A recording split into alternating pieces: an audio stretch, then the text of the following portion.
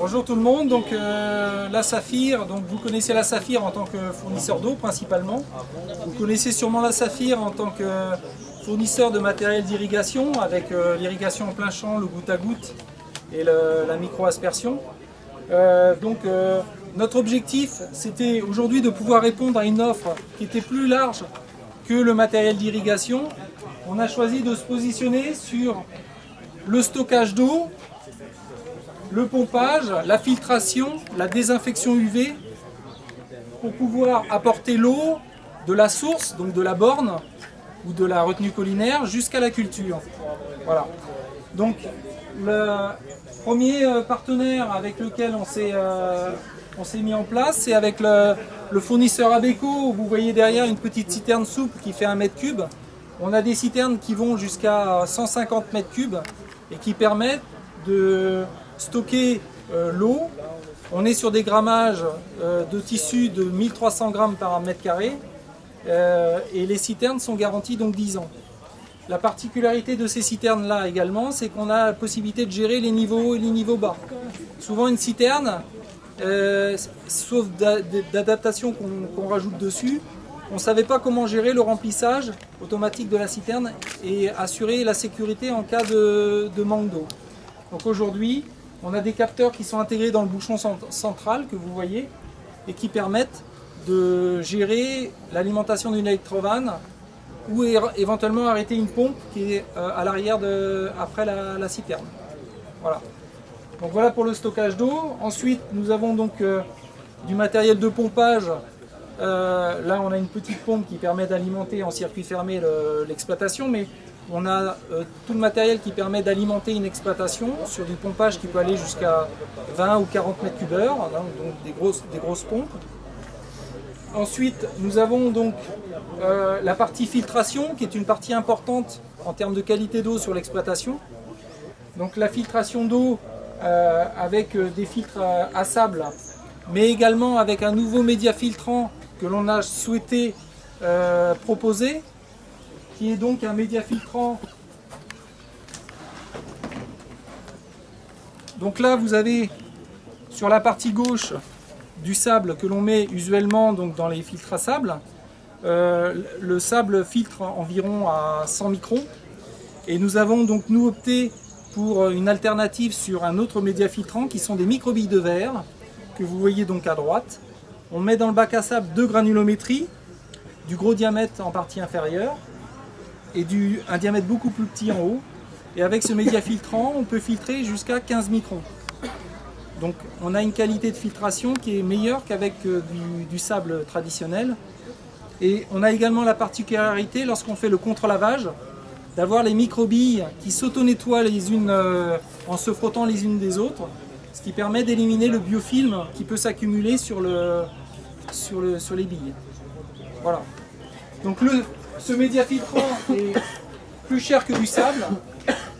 L'avantage, c'est que la durée de vie est 2 fois plus importante et que on a également donc, donc des performances de filtration qui sont bien meilleures. Voilà. Alors ça génère évidemment, puisqu'on filtre de façon plus fine, ça génère des contre-lavages qui sont plus fréquents. Mais l'objectif étant d'avoir une qualité en sortie de filtration plus performante. Voilà. Donc durée de vie du média filtrant beaucoup plus importante que sur du sable traditionnel. Donc l'objectif de filtrer mieux l'eau, c'est que derrière nous allons effectuer donc, pour une exploitation la désinfection de l'eau avec un réacteur UV. Hein. Donc là vous avez les lampes qui sont à l'intérieur du réacteur. Cet appareil-là est équipé de 4 lampes. Et on va donc désinfecter l'eau par rayonnement, hein, au passage à travers le réacteur. On a le pupitre de commande qui va mesurer constamment qu'on a le bon rayonnement au niveau de l'intérieur du réacteur pour s'assurer qu'il n'y a pas de dysfonctionnement, soit parce que les quartz sont sales, si jamais il y a une carence de filtration, pour être sûr qu'en sortie, on a le bon rayonnement. Voilà. Alors on a opté, nous, de travailler avec un partenaire qui s'appelle BioUV, parce qu'on peut dimensionner le matériel en fonction du débit et des caractéristiques de désinfection que vous attendez. Si on est sur de la tomate et si on s'est donné comme contrainte d'avoir 300 millijoules par centimètre carré, on va regarder le débit d'appel que vous avez sur l'exploitation ou sur les départs de ligne. Si vous avez un débit d'appel maximum de 4 mètres cubeurs ou 2 mètres cubeurs, on va dimensionner le réacteur en fonction des 300 millijoules par centimètre carré, le débit d'appel que vous avez et la qualité d'eau que vous avez en sortie du filtre à sable. On est à même de mesurer la transmittance de l'eau qui sort du filtre à sable. Si c'est une transmittance de 95%, la transmittance c'est la capacité du rayonnement à passer à travers l'eau pour la désinfecter. Et donc on va, au vu de ces éléments-là, personnaliser le dimensionnement de l'équipement pour qu'il soit dimensionné juste par rapport à l'exploitation. On a constaté qu'il y avait des carences en termes de matériel proposé sur les exploitations. On avait du matériel qui était sous-dimensionné et qui ne répondait pas forcément aux attentes des exploitants. Voilà. Donc on met bien en corrélation le rayonnement nécessaire en fonction du type de culture et le dimensionnement de l'appareil après. Voilà. Donc ça c'est pour la partie désinfection de l'eau. L'autre partie, donc ça, je vais vous demander de vous déplacer sur le côté. Je vais donner donc la parole à mon confrère donc Tony Mussard qui va vous expliquer donc les différents dispositifs d'irrigation que l'on peut proposer au niveau des exploitations. Bonjour, Tony Mussard. Alors sur les exploitations, on a trois grandes familles. On a la famille des goutteurs, goutte à goutte. On a la famille de la micro-aspiration, mini-aspiration.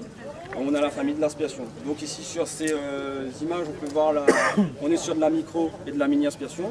Donc ici on a toute la gamme de micro-aspiration et ici toute la gamme de mini-aspiration. Ce qui différencie ces deux gammes, c'est juste le débit appelé par arroseur. Ici on est sur un débit plus important, sur une surface couverte plus importante. Et ici on est sur des surfaces plus restreintes et avec des débits moins forts. Donc voilà. Donc on a une petite aire de démonstration.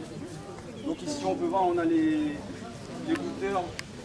Ici c'est sur le schéma d'une serre avec les sacs vacuum qui sont irrigués avec des goutteurs avec des petites araignées dessus. Les petites araignées, c'est les flexibles blancs et les flexibles noirs. Et après on a une petite aire de démonstration sur la micro-aspiration. Sous serre, on va dire des micro-aspirateurs inversés. Donc là on a le programmateur. Donc là c'est un programmateur autonome à pile. Ce programmateur là va permettre de déclencher les vannes qui sont ici. Donc vous avez une durée d'1 an en autonomie.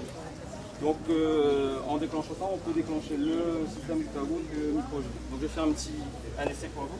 On parle des superfogueurs pour le refroidissement des serres. Donc je vais y venir.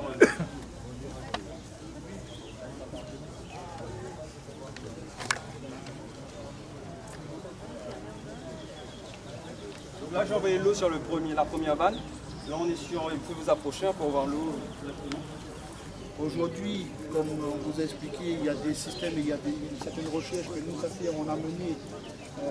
Parce qu'on va au-delà, on va dire, du foyer de l'irrigation.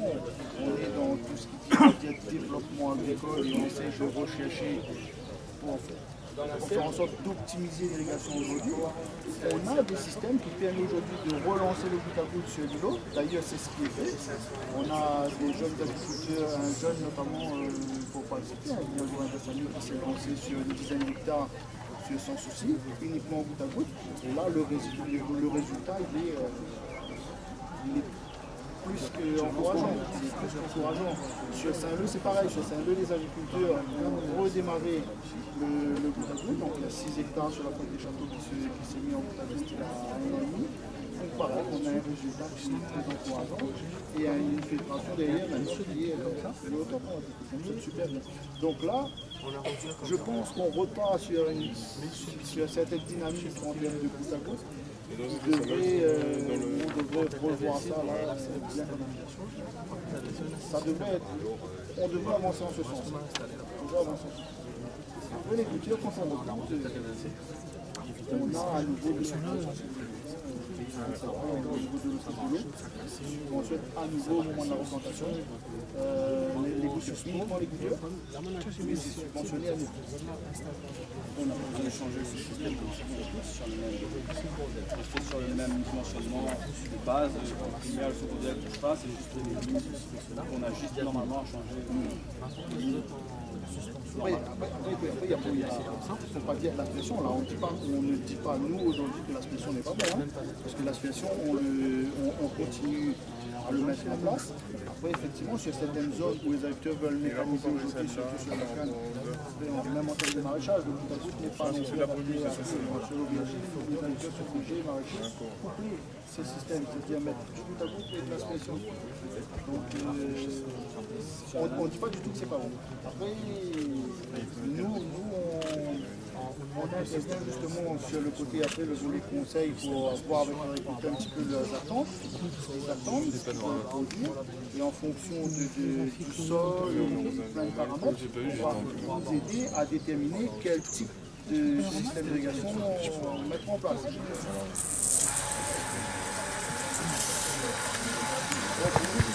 Donc là, on a deux grandes catégories sur les records électriques. On a les records électriques, on a les fogueurs. Alors les records électriques, c'est vraiment dans le but de mouiller, d'apporter de l'eau à la plante. Et sur les deux derniers, là, vous avez un fogueur 4 cm. Vous avez un fogueur 2 cm, ça c'est vraiment pour faire une ionisation, vraiment pour baisser la température. Ça n'a pas pour but d'arroser, hein, c'est juste vraiment pour... Voilà. Surtout, il y a même pas mal d'endroits où ça sert pour le traitement phytosanitaire. Parce qu'on a une intervention quasiment immédiate sur la terre. Donc là, sur le troisième modèle, vous pouvez voir, il y a une filtration en plus là. Ça, c'est un système et ça permet de laisser le tuyau, si vous voulez bien, en eau. Voilà, l'eau, ça va rester, l'eau continue à tourner. Et là, directement là-bas, ça coupe. Donc, si vous avez des apports fractionnés, si par exemple, mettez 30 secondes, s'il faut encore attendre le temps de remplissage de la canalisation, ben, les apports fractionnés, ça sert à rien. Quand on est chauffé, on est sur des cycles assez courts. L'arrosage soit déjà en eau. Quand on a le programmateur, ça arrose directement. Aller re-remplir le tuyau. La serre derrière, elle est deux systèmes. Voilà. Après, si on peut, Sans la faire fonctionner, tu peux la monter. on peut prendre directement dans la serre. On a les deux systèmes. On a le système pour refroidir et le système pour arroser.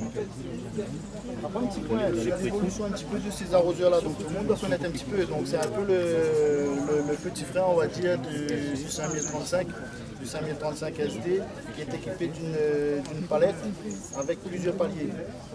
Donc avant, on avait un type d'arroseur où on avait une petite buse fendue. La buse ici, elle était coupée vers le bas, qui permettait d'arroser vers le pied de l'arroseur. On avait de l'eau au pied et on s'est nous rendu un peu compte que On perdait la portée, on avait une grande sensibilité au vent. au milieu, à un moment aussi, on avait une certaine coupure, on avait constaté. C'est-à-dire si on mettait, on l'a fait, hein, mis des kilomètres à différents endroits, à un moment on s'est rendu compte qu'il y avait pas ce qu'il fallait. Donc, ce système qui vient de chez NAN permet d'avoir une répartition sur le long de la fournée qui est excellente. À chaque fois en fait qu'on rentre que le batteur entre dans le jet, c'est fait en usine, c'est calculé en usine, ça ramène l'eau au pied, au milieu et au fond. Mais ça n'empêche pas la portée, parce qu'il n'y a pas la fente. Donc quand le batteur n'est pas dedans, on est en portée maximale. Donc ça permet d'éviter d'avoir une buse arrière. Parce qu'ici le problème c'est que les réseaux ils ont été calibrés sur un tout petit débit. On n'a que des 700, 900 litres heure, je ne me souviens plus. C'est très faible pour des espacements qui sont quand même relativement importants. Donc on est obligé d'améliorer la répartition, sinon on a des résultats, en fait, les anciens arroseurs, ceux qui n'ont pas ça, ont des résultats bien inférieurs en termes de répartition. Donc ça permet d'économiser de l'eau.